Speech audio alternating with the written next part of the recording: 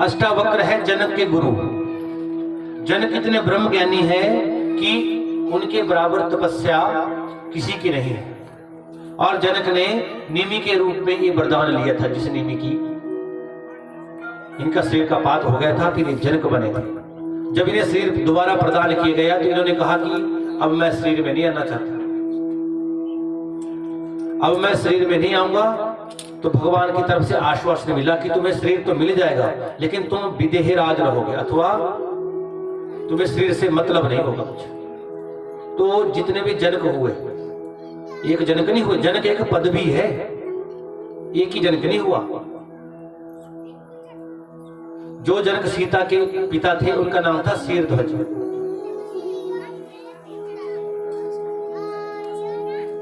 तो भगवान की कृपा से इस जनक ने एक दिन विचार किया कि मैं किसी को गुरु बनाऊं, लेकिन गुरु किसे बनाऊं? मेरे बराबर कोई तपस्वी हो तो सही,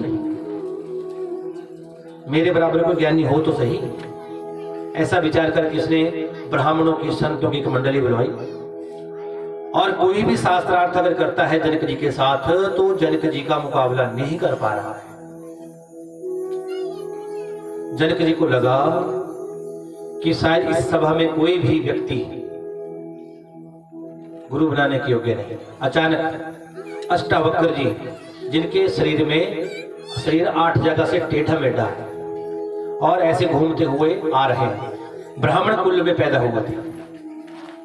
जब एक पेट में थे, इनके पिताजी बड़े विद्वान थे। इनके पिताजी ने बाहर कोई श्लोक बोला होगा और इन्होंने पेट में से कहा कि पिताजी ये जो श्लोक बोल रहा है ये गलत बोल दिया आपने। तो पिता ने कहा कि अच्छा, मुझसे भी ज्यादा विद्वान ये कौन है? जा तेरे शरीर के 8 भाग हो जाए। फिर इसने प्रार्थना करी, फिर जैसे तैसे शरीर तो जीवित रहा, लेकिन 8 मोड़ शरीर में आ गया। जनक की सभा में पहुंचा और जनक से कहा कि राजन, गुरु बनने के लिए तो मैं तैयार हूं, लेकिन उससे पहले वचन देना पड़ेगा। जनक ने कहा, क्योंकि वो चाहते थे किसी को गुरु बनाऊं, लेकिन कोई भी संत ब्राह्मण गुरु बनने के लिए आगे आ ना सका। जो आया तो शास्त्रार्थ करके फिर पीछे हो गया। उन्होंने कहा कि वचन, विचार करके उन्होंने वचन दे दिया कि महाराज बोलो क्या वचन दे? कि सबसे पहले आप तन, मन अथवा धन, इनमें से एक चीज मुझे दे। एक चीज वचन लिया और वचन के बाद इनमें से एक चीज मुझे दे दे। तो इन्होंने कहा कि अगर मैंने तन दिया तब तो मैं गया, अगर धन दिया तो मैं राजा रहा ही नहीं, फिर तो गुरु बन ही गए। तो इसके अच्छा है कि मन दे देते, मन देना अच्छा रहे। तो इन्होंने कहा ये लो महाराज, मैंने आपको अपना मन दिया, क्योंकि मन कोई लेने की चीज तो है नहीं। तो इन्होंने सोचा कि मैं बहुत चालाक हूं। तो उसी वक्त इन्होंने क्या किया कि एक घोड़ा मंगवाई, एक घोड़ा मंगवाया और उसे दरबार के बीच में खड़ा कर दिया गया। घोड़ा दरबार के बीच में खड़ा हुआ तो यहाँ अष्टावक्र ने कहा कि हे जनक, अब सब कुछ तुम्हारा है, तन भी और धन भी, लेकिन जो ये मन है ये मेरा है। अब जो मेरे मन में आएगा वो मैं करूंगा। तो ऐसा करो कि अब घोड़े के ऊपर चढ़ जाओ। तो जनक जैसे कि तैसे अपनी धोती सीधी करके घोड़े पर चढ़े कि अब ऐसा करो, फिर घोड़े से उतर जाओ। फिर घोड़े से उतरे, कहते जनक बस जब तक मैं ना कहूं कि रुक जाओ तब तक यही काम करते रहना है। आप घोड़े पर चढ़ना, घोड़े पर से उतरना, घोड़े पर चढ़ना, घोड़े से उतरना। ये जनक थक गए, से पसीने आना शुरू हो गए। महाराज ऐसा करो, मेरा मन मुझे वापस कर दो, कुछ और ले लो। कहते महाराज मेरे वचन थे, उन वचनों में से आप मुझे वचन दे चुके हैं और वो है मन। अब मन मेरा है, जो मैं चाहूंगा वो होगा। तब यहां जनक ने हाथ जोड़े हैं, महाराज अष्टावक्र जी मुझे क्षमा कर दें, सच में आप ही मेरे गुरु बनने के लायक हैं। आप ही मेरे गुरु बनने के लायक हैं। और तब अष्टावक्र को जनक ने गुरु बनाया। यहाँ अष्टावक्र ने ये अघासुर नाम का एक राक्षस है जो बाद में बना है। ये भी देह से बहुत सुंदर था, पहले देह से बहुत सुंदर था। और एक दिन अष्टावक्र जी जा रहे थे टेढ़े मेढ़े शरीर से, तो इन्होंने इनसे हंसी करना शुरू किया। हंसी प्रारंभ की और ये हंसी इन्हें महंगी पड़ गई। इसने कहा, अरे बाबा, अरे स्वामी जी, ये तुम्हारी लचकती हुई कमर, इसे देख करके तो मेरा मन अत्यंत खुश हो गया है। एक दो बार तो इन्होंने इसे इस बात को सुनना नहीं चाहा, निकलते रहे। लेकिन जब ये माना नहीं तो फिर ऋषि को क्रोध आया और इन्होंने कहा कि मेरी कमर तो लचक रही है, ये तो शरीर का नियम है, जैसा जैसा भगवान ने जिसको बनाया है उसी तरह में हमें जीवन व्यापन करना पड़ता है। तुझे टेढ़े मेढ़े चलने का बड़ा शौक है, जा भयानक सर्प नाग ही बन जा। और जब प्रार्थना की तो दयालु मुनि ने उस प्रार्थना को स्वीकार किया और कहा, द्वापर में भगवान श्री कृष्ण जब तेरे उदर में जाकर के तेरे सिर के 2 भाग करेंगे, अपने आप कल्याण हो जाए। आगे क्योंकि ब्रह्म जो है, परमात्मा जो है, उसको समझना बहुत मुश्किल है।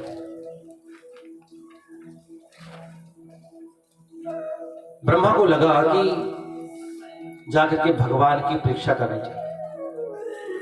और जिंदगी में हम जब से पैदा होते हैं, पैदा होने से लेकर के मरने दम तक हमारी भी परीक्षा ही रहती है। जिंदगी में आप कितने सफल हो पाए हैं, इस बात का ज्यादा महत्व नहीं है। लेकिन हाँ, जिंदगी में आपने कितने सत्कर्म किए हैं, कितने शुभ कर्म किए हैं, ये बात विचारनीय है। सारी जिंदगी जितने मर्जी कर्म करते चलो, एक दिन ये आपके हमारी एक पिक्चर तैयार हो रही है, एक पूरी जिसे कहते हैं ना रील बन रही है। और अंत समय में ये वीडियो फिर हमारे सामने आती है। लेकिन तब तक बहुत देर हो चुकी होती। ब्रह्मा ने देखा कि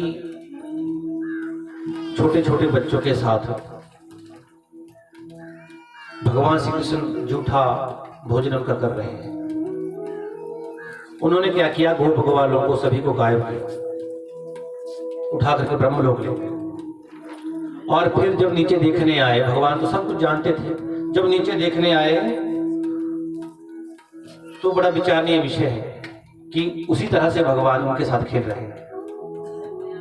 यहाँ ब्रह्मा पहुंचे हैं आकर के नीचे और प्रार्थना करिए, भगवान मुझे भूल करे, मेरी भूलों को क्षमा करना। ऐसी जब प्रार्थना की, भगवान को क्रोध तो आया, लेकिन इसी बीच में 1 वर्ष बीत गया था, पृथ्वी लोक का 1 वर्ष बीत गया था। लेकिन जो ग्वाल बाल थे उन्हें सिर्फ 1 मुहूर्त लगा, ज्यादा समय नहीं लगा। तो भगवान गौओं को पालते हैं।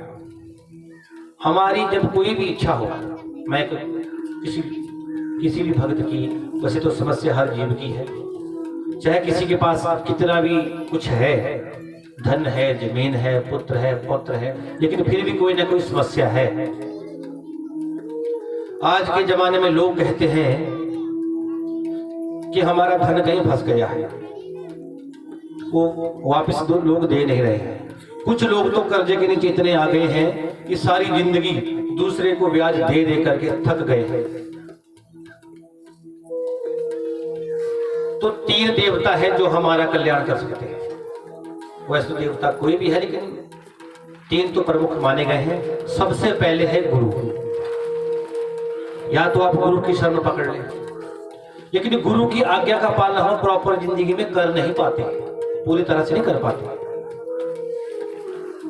और कहीं ना कहीं हमारे से गुरु भक्ति नहीं हो पाती। इसलिए